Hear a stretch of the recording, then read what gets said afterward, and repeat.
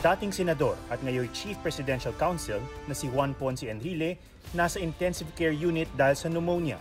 I heard from a reliable source, a very, very reliable source, that he has slim chances of surviving.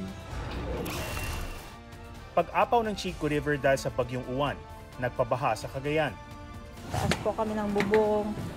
Ilang alagang hayop kasamang inilikas.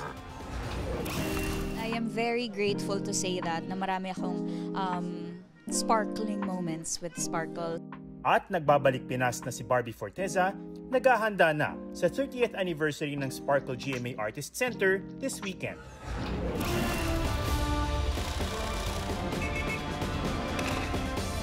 State of the Nation, 11:05 ng gabi, pagkatapos ng Sanggang Dikit for Rio.